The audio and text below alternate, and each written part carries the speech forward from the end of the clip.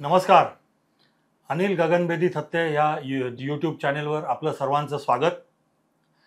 मित्रांनो, आज आपल्याकडे पुण्यातले प्रसिद्ध यूट्यूबर आणि फेसबुकचे हिरो आणि वेगवेगळ्या विषयांवरती आपल्या लेखणीने नेहमीच चर्चेत राहणारे सुजित भोगले आपल्याला भेटायला आलेले आहेत. सुजित भाऊ, नमस्ते, स्वागत आपलं. आज आपण ज्या विषयावरती चर्चा करणार आहोत तो विषय भाजपाशी निगडीत आहे. सुजितजी, मला डोक्यामध्ये असं आहे की भारतीय जनता पार्टीचा सध्याचा धोकादायक वर्तमान हा पहिला विषय आपण घेऊ आणि मग पुढे भविष्यात भारतीय जनता पार्टी कशी काय असेल, त्याची परिणिती काय होईल, आजच्या ज्या घटना घडत आहेत त्याच्याबद्दलची, तर त्याच्याकडे आपण नंतर जाऊ.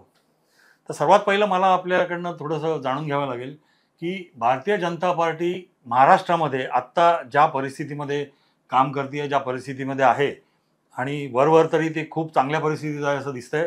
232 आमदार त्यांचे आहेत आणि येणाऱ्या स्थानिक स्वराज्य संस्थांसाठी बऱ्याचशा महापालिकांमध्ये, नगरपंचायतींमध्ये आघाडीची पार्टी म्हणून लोक भारतीय जनता पार्टीचं नाव घेत आहेत.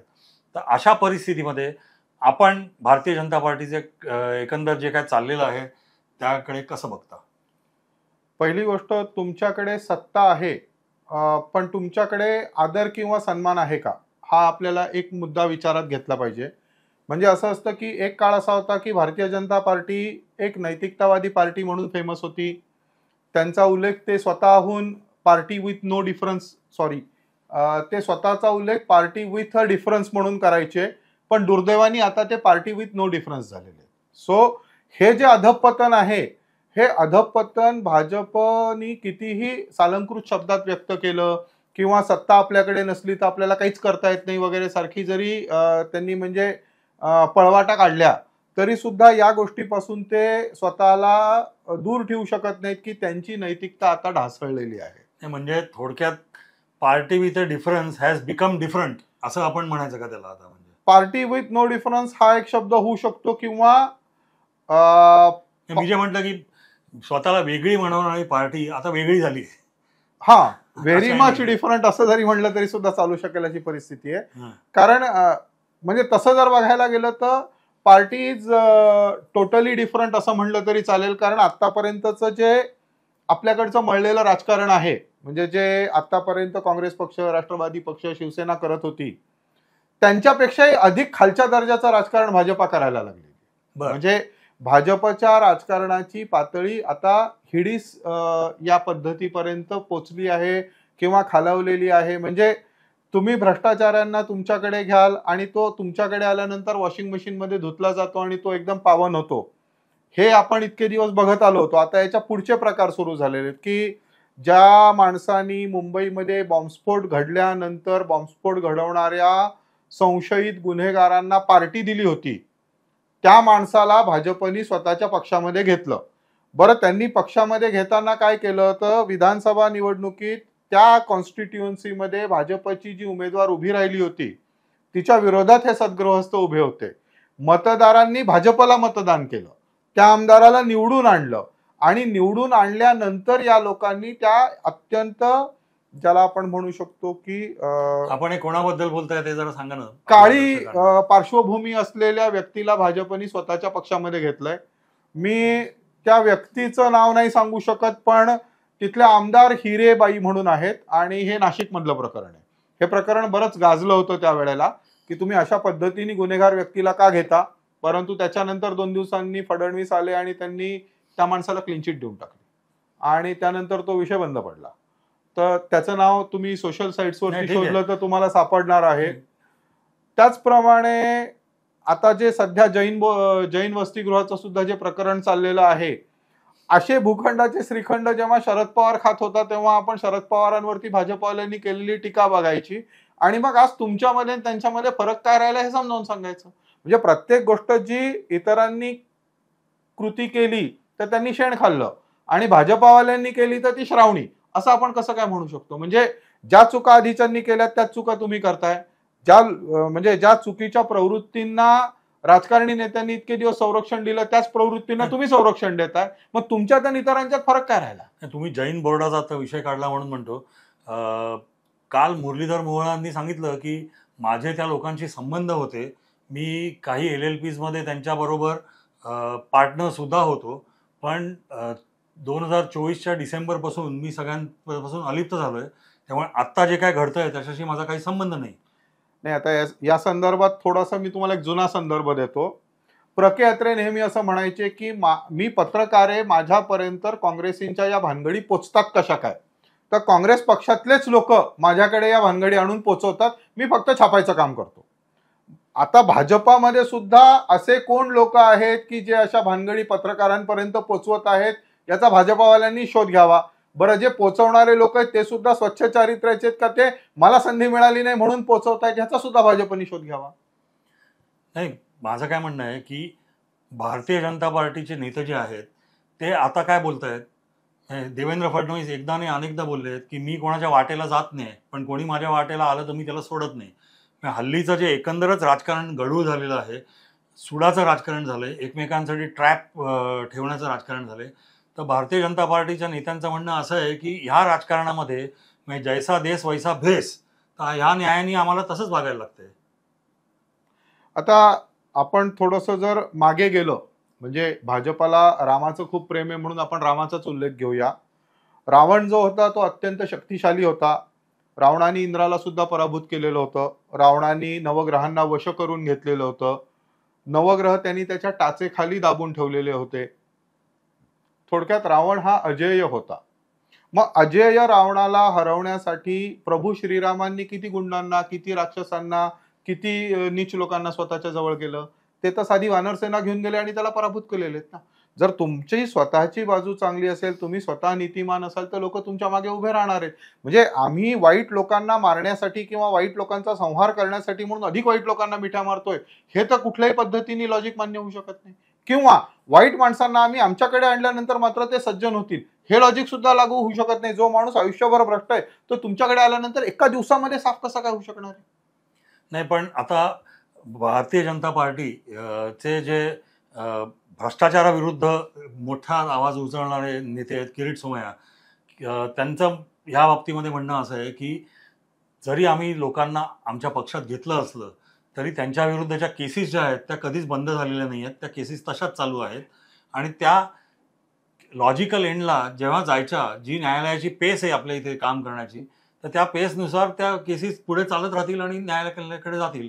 म्हणजे विरोधक जे म्हणतायत की आम्ही यांना वॉशिंग मशीनमध्ये घालून स्वच्छ करून बाहेर आणलंय, तर सोमय्यांचं मत असं आहे की ते स्वच्छ वगैरे काही झालेले नाही आहेत, त्यांना आम्ही पक्षात घेतलेलं आहे, त्याचं राजकारण वेगळं आहे आणि त्या केसेस ज्या आहेत त्या वेगळ्या आहेत, त्या त्यांच्या गतीने चालत राहत आहेत.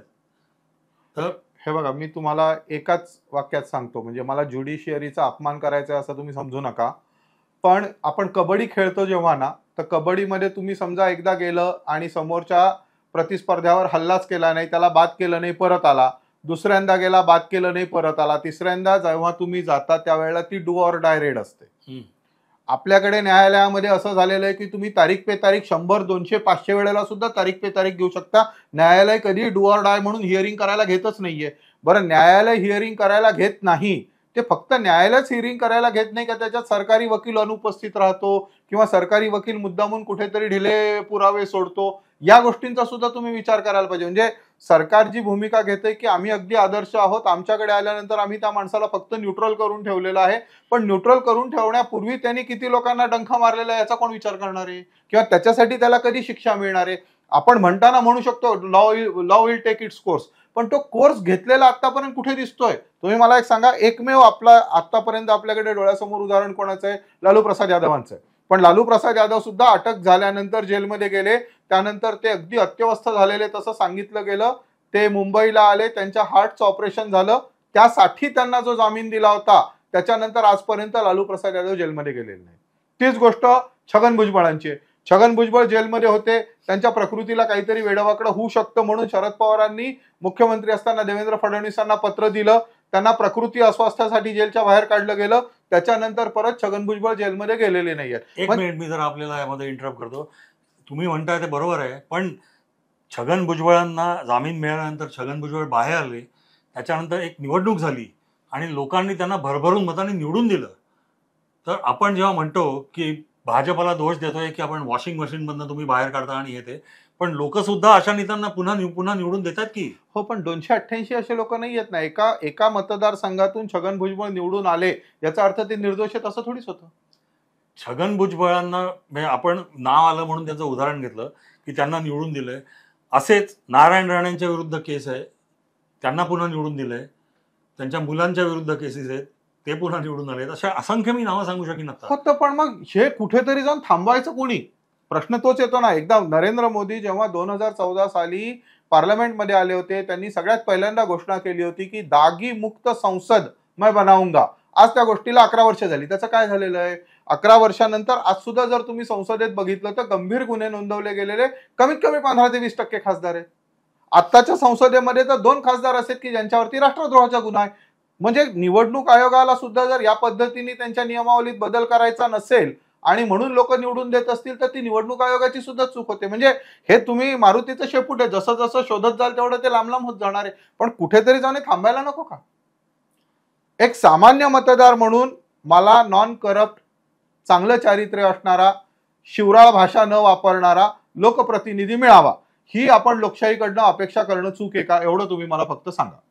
नाही, अपेक्षा करणं चूक आहे असं मी म्हणत नाही, पण आज आपण एका अशा परिस्थितीमधनं जातोय की मतदारांपुढे बेस्ट ऑफ द वर्स्ट असं म्हटलं तर ते चुकीचं ठरू नये की जे कोणी मतदार आहेत किंवा जे कोणी कॅन्डिडेट्स आहेत तर त्यातला सगळ्यात चांगला कोण असा तुम्हाला निवडून आणायचा आहे, त्यांना वोट करायचं आहे.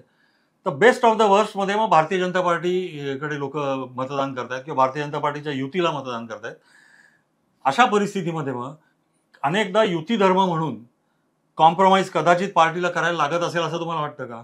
हे बघा, युतीमध्ये इतर 2 जे घटक पक्ष आहेत त्यांच्याकडे असणारे त्यांचे आमदार, त्यांचे मंत्री, त्यांचे भ्रष्टाचार किंवा त्यांची गुन्हेगारी पार्श्वभूमी हा एक पूर्ण वेगळा विषय आहे. आपण सध्या फोकस फक्त भारतीय जनता पक्षामध्ये आज त्यांचे 132 आमदार निवडून आलेले असताना सुद्धा त्यांना करप्ट लोकांना, गुन्हेगार लोकांना स्वतःच्या पक्षात का घ्यावं लागतंय आणि जो व्यक्ती त्यांच्याकडे येतोय त्याला 2-4 दिवसामध्ये क्लीन चिट का मिळते, ह्याच्यावरती आपण पहिल्यांदा विचार करूया. बाकीच्या पक्षांचा आपण नंतर विचार करूया. बाकीच्या पक्षांना आपण नाकारतोच यासाठी होतो की भाजपा स्वच्छ आहे आणि म्हणून आम्हाला भाजपला मतदान करायचं. आपण आता जरी या विषयावर चर्चा करतोय तरी एक गोष्ट आहे आपल्या दोघांमध्ये कॉमन की आपण महायुतीचे आणि डेफिनेटली भारतीय जनता पार्टीचे हितचिंतक आहोत. तसेच आपण भारतीय जनता पार्टीचे यूट्यूब काय, फेसबुक काय, सोशल मीडियावर काय, त्यांच्या चुका दाखवण्यामध्ये पण आपण कधी मागे नाही.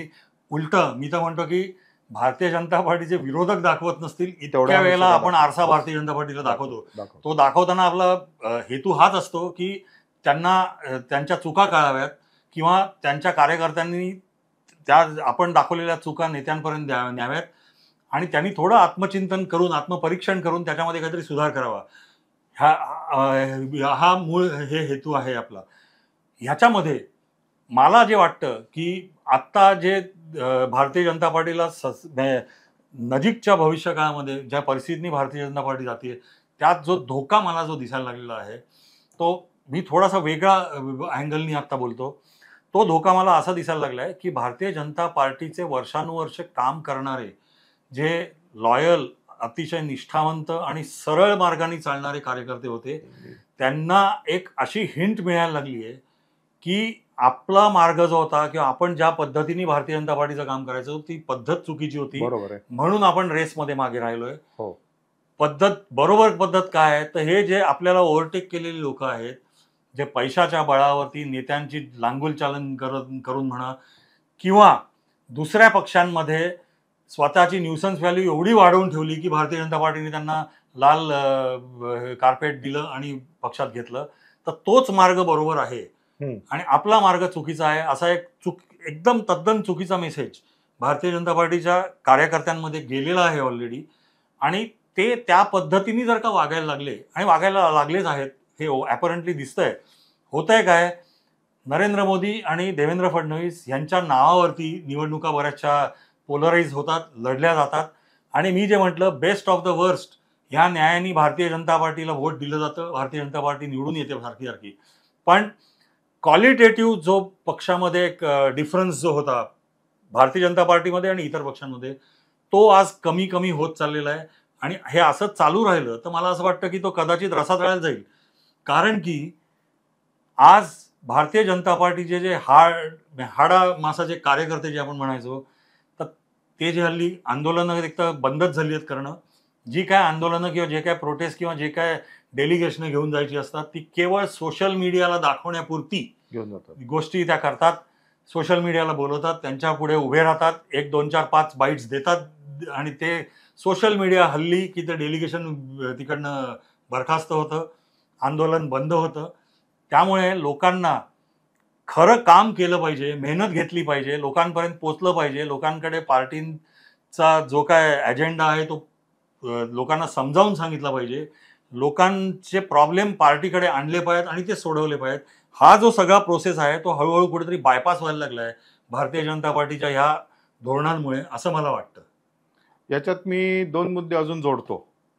सध्या राष्ट्रीय स्वयंसेवक संघाची जी अर्धी चड्डी असलेला युनिफॉर्म होता आणि पांढरा शर्ट जो होता तो जरासा मळवून इस्त्री थोडीशी त्याची घालवून फोटो सेशन करणे, ते फेसबुकवर स्वतःच्या साईटवर फेसबुकच्या पेजवर टाकणे आणि त्या माध्यमातून दुसऱ्या पक्षातून भाजपात उडी मारणे आणि नगरसेवक पदाचं तिकीट मागणे, हा एक नवीन पॅटर्न रूढ झालाय. कदाचित तुम्हाला याची कल्पना नसेल. म्हणजे बरेच इतर पक्षांमधले जे मेंबर्स आहेत की ज्यांना तिकीट मिळावं असं वाटतं, कदाचित स्वतःच्या पक्षातून मिळालं नाही, मिळालं तर भाजपाकडून मिळावं असं वाटतं, तर मग आपलं कुठेतरी संघाशी नातं जोडलं गेलेलं आहे हे दिसावं यासाठी सुद्धा बरेच असे उपद्व्याप केले जात आहेत ज्याची मला कल्पना आहे. किंवा गेल्या 2-3 वर्षांमध्ये तुम्ही बघितलं असेल की बरेच लोक, अरे हा पण संघाचा कार्यकर्ता आहे का असं वाटावं असे तुम्हाला व्यवस्थित त्या दिवशी फोटो सेशन करताना दिसून येतील. म्हणजे लोक त्या लेव्हलपर्यंत, म्हणजे जसं एकेकाळी गांधी टोपी घालायची आणि राजकारणात बरोबर प्रवेश करायचा, तसं आता संघाचा जुना गणवेश घालायचा आणि राजकारणात प्रवेश करायचा, हा एक पॅटर्न तयार व्हायला लागलेला आहे. आणि या पॅटर्नला लोक बळी पडतायत. म्हणजे संघातले किंवा भाजपातले, हे सुद्धा एक कटू सत्य आहे. हे मला या निमित्ताने सांगायचं आहे. आणि तुम्ही जो दुसरा मुद्दा मांडला, माझ्या स्वतःच्या आठवणीत मी तुम्हाला सांगतो की आमच्या घरी संघाचे कार्यकर्ते यायचे. ते आमच्या जुने नात्यातले पण होते, पूर्णवेळ कार्यकर्ते होते. यायचे, तासनतास गप्पा मारायचे. तो काळ असा होता की त्यावेळेला सरकारी कर्मचाऱ्यांच्या कुटुंबियांनी काँग्रेस पक्षालाच मतदान केलं पाहिजे असा एक अलिखित आदेश होता. मग काही काळानंतर तो आदेश थोडासा डायल्यूट झाला की बायकोनी कुठेही दिलं तरी चालतं, पण कमीत कमी नोकरी करणाऱ्या नवऱ्यांनी तरी काँग्रेस पक्षालाच मतदान केलं पाहिजे. तर त्या कालखंडामध्ये ते पूर्णवेळ कार्यकर्ते आमच्याकडे यायचे, आमच्या आईशी 2-2 तास गप्पा मारायचे, संघाला किंवा भाजपला मतदान करणं किती महत्वाचं आहे याची जाणीव करून द्यायचे. म्हणजे हा सगळा कालखंड मी जो सांगतोय तो साधारण 1984 ते 1989चा सांगतोय. आणि त्या कालखंडामध्ये ते महिन्यातून एकदा आमच्याकडे येणार. त्यांचा काहीतरी एक छोटासा फुटकळ व्यवसाय होता. आमच्याकडे येऊन ते त्या 2 वस्तू विकायचे. आईशी 2-3 तास गप्पा मारणार, 2दा-3दा चहा पिणार आणि असं सातत्याने 2-3 वर्ष त्यांनी प्रयत्न करून माझ्या वडिलांची परवानगी मिळवून कमीत कमी आईनी तरी भाजपला मतदान करावं इथपर्यंत त्यांनी तिचं मतपरिवर्तन केलं.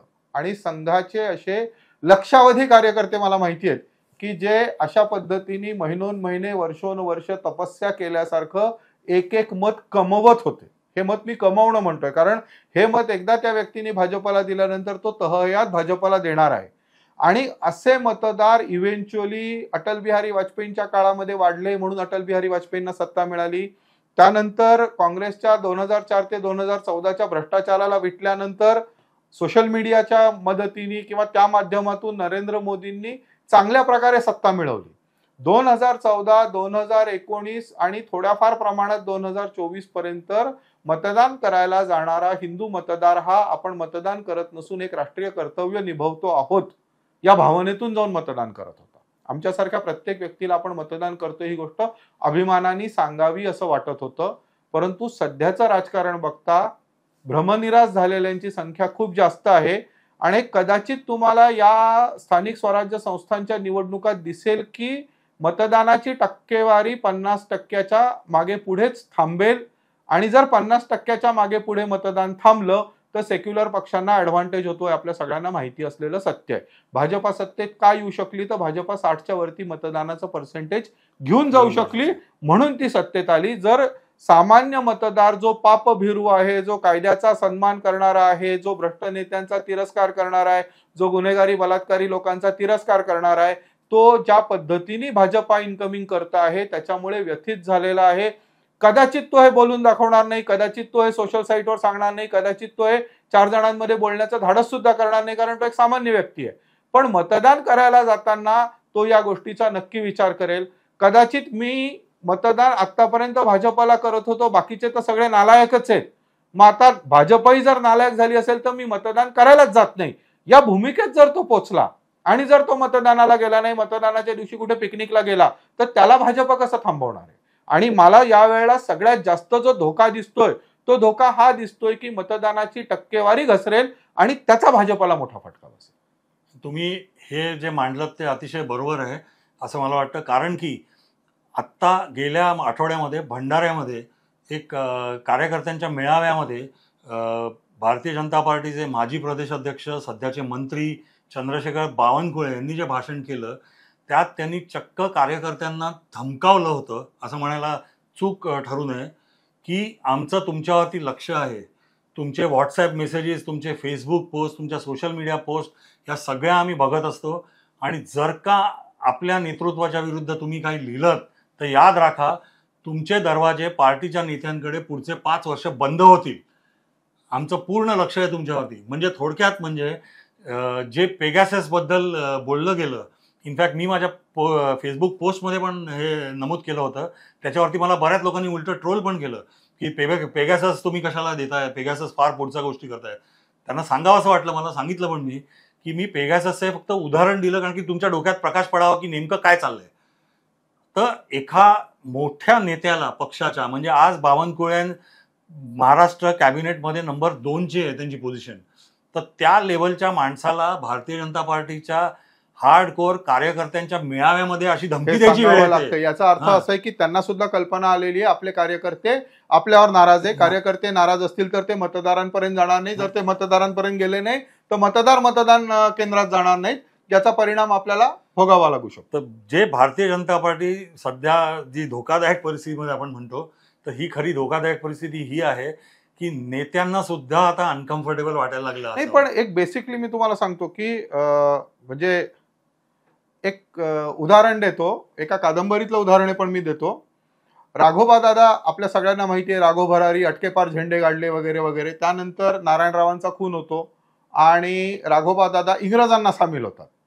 इंग्रजांना सामील झालेल्या राघोबा दादांना पुन्हा पेशवे करण्यासाठी म्हणून मुंबईतून इंग्रजांचं सैन्य पुण्याच्या दिशेने येत असतं आणि वडगावच्या अलीकडे त्यांच्या सैन्याची चकमक होण्यापूर्वी एक जण मराठा सैन्यातला एक सैनिक बंदुकीची गोळी झाडतो आणि ती राघोबा दादाच्या कानाजवळून जाते आणि त्यानंतर तो राघोबा दादा प्रचंड घाबरतो.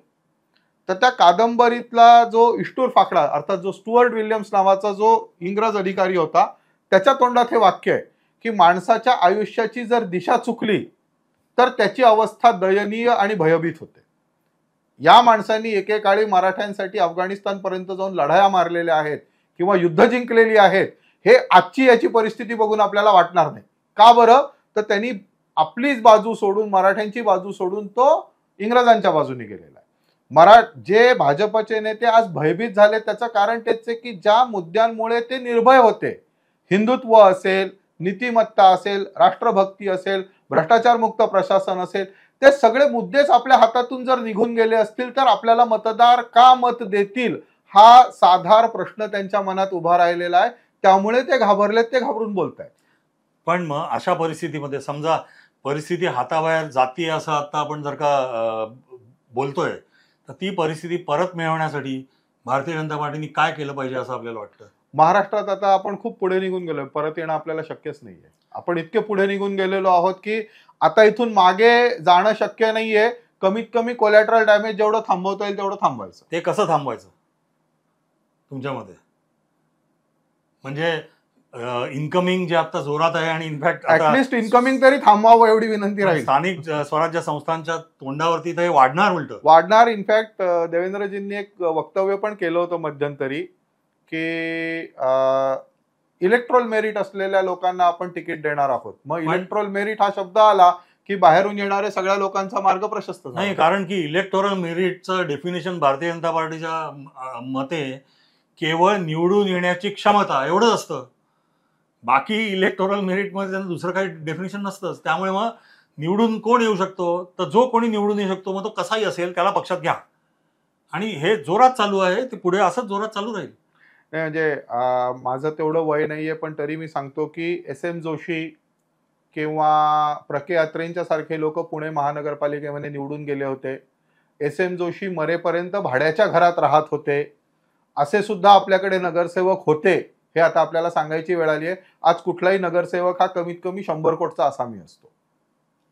मित्रांनो, भारतीय जनता पार्टीमध्ये सध्या काय चाललंय, काय परिस्थिती आहे आणि ती का आलेली आहे, ह्याच्यावरती आपण आता एक थोडक्यात चर्चा सुरजित भोगले यांच्याबरोबर केली. लवकरच स्थानिक स्वराज्य संस्थांच्या निवडणुका आहेत. अशी आपण अपेक्षा करूया की आपण जे काय या व्हिडिओतनं बोलतो ते भारतीय जनता पार्टीच्या नेत्यांपर्यंत पोचत असेल आणि पक्षाला लागलेलं घसरण म्हणू, ग्रहण मी अगदी बोलणार नाही, ग्रहण जरा जास्त हार्श शब्द होईल. पक्षाला लागलेली घसरण थांबवण्यासाठी जी काही करेक्टिव्ह ॲक्शन घ्यायची गरज असेल ती भारतीय जनता पार्टीचे शीर्ष नेतृत्व देवेंद्र फडणवीस आणि इतर लोक सगळे घेतील अशी आशा करूया. नाही, मला याच्यात अजून फक्त एक शेवटचा मुद्दा जोडायचा आहे. आता सध्या आपण सगळ्याच ठिकाणी सगळ्याच गोष्टींमध्ये आरक्षण मागतो आहोत.